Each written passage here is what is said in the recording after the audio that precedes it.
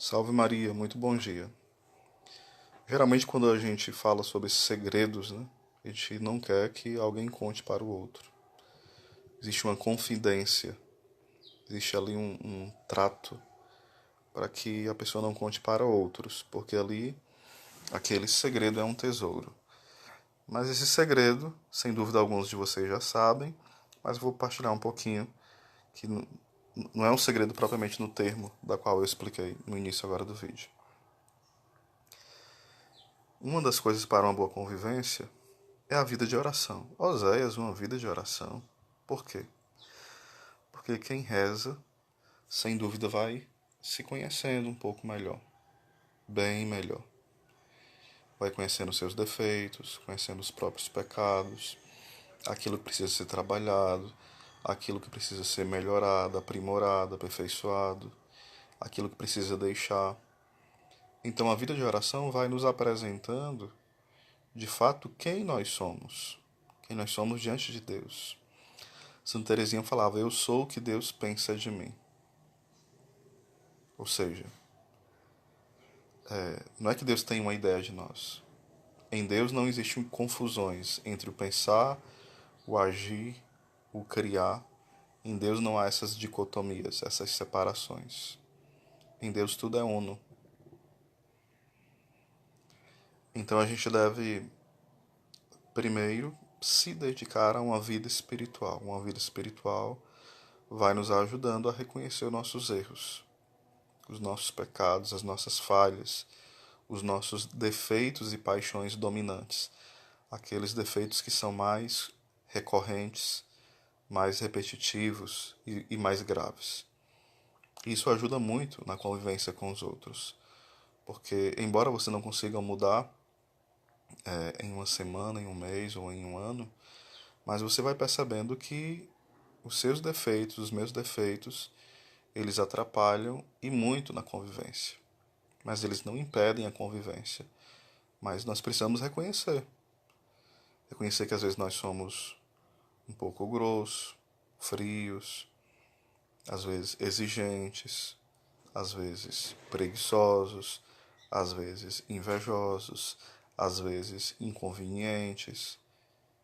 Nós temos a mania de sempre falar que o defeito é do outro, né? A gente é especialista em fazer uma lista, não? Tal pessoa lá em casa é desse jeito, faz uma lista de coisas e parece que a gente não tem defeito nenhum. Então, um dos primeiros pontos seria a vida de oração, certo? O segundo ponto seria a gente também ter essa postura de humildade. A humildade de pedir perdão, a humildade de recomeçar, a humildade de reconhecer os nossos erros. Exercitar o perdão diário. Isso é crucial. Terceiro ponto seria nunca se achar aquele que sabe tudo. Querer ouvir o outro, querer entender o outro. Isso se trata em relação a partidos políticos, isso se trata em relação ao gosto da roupa, da comida da pessoa, ao lugar que ela gosta de visitar, de passear, de conviver. Como é que eu posso falar assim, poxa vida, o, o melhor lugar é a cidade. E quem acha que o melhor lugar é o campo, é a zona rural, é um idiota. Ou então vice-versa. Não, o melhor lugar é a zona rural. E quem gosta de morar na cidade é babaca. Não, eu tenho que saber que eu gosto e tenho minhas razões para gostar de tal lugar. Mas eu preciso saber que o outro tem as suas razões. E eu preciso desejar e conhecer as razões do outro. E daí a gente vai chegar a um denominador comum. Eu posso ter uma raiva muito grande do PT, do PSOL, PCdoB e dos partidos comunistas, mas eu preciso saber por que alguém elenca motivos e razões para votar em tal partido. Da mesma forma, eu preciso elencar por que alguém vota no Bolsonaro e partidos de direita. Eu preciso saber, mesmo que eu seja um esquerdista há anos, há décadas, e tenha milhões de motivos para ser esquerdista, eu preciso entender o outro lado. Senão a gente vai ser um chato que tem as nossas ideias, tem as nossas convicções, mas não entende o outro lado de forma alguma, nem sequer se interessa. É aquela pessoa que domina um assunto, mas nunca sabe a contramão daquele assunto. Então ela gosta do silêncio, mas ela não se pergunta por que as pessoas gostam de tanto barulho. Ela ama conversar e rir e não sabe por que outros gostam de estar mais recatado e sérios. Então, essa busca de entender o outro, as razões do outro, as motivações do outro, o jeito do outro, ajuda demais na convivência. E isso dentro de uma comunidade, dentro de um grupo de oração, dentro do trabalho, dentro também da nossa própria família, em especial dentro da família, onde nós passamos o maior espaço de tempo, geralmente no trabalho ou dentro da nossa casa. Ou para alguns também que participam de novas comunidades, né? Dentro também das comunidades ou de uma congregação, mas é preciso procurar ouvir o outro, ouvir sem pressa.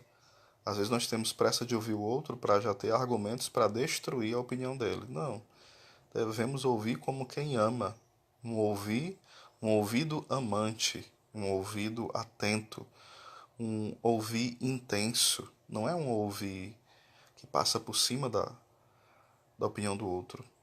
Não é aquele ouvir tagarela ou aquele falar tagarela. O que é um ouvir tagarela? É aquele que tem pressa de ouvir para refutar e para detonar o outro. Não porque ele queira entender. Às vezes, de fato, o outro não tem razão. E a gente precisa ajudá-lo a sair da cegueira. A gente precisa ajudá-lo a sair da prisão, da escravidão. Não podemos ser omissos. Mas eu preciso primeiro entender o espaço do outro, o lugar do outro, a opinião do outro, o jeito do outro e os traumas do outro. Entender não para chamar ele de coitadinho, mas para ajudá-lo, para ser presença de Deus melhor na vida dele. E sem entender, eu não posso ajudá-lo. Então, para algumas pessoas, determinadas coisas são muito cômodas, para outras não tão cômodas, tá certo? Então, são algumas dicas sobre convivência aqui. Vou continuar esse vídeo em outro momento, tá bom? Um grande abraço.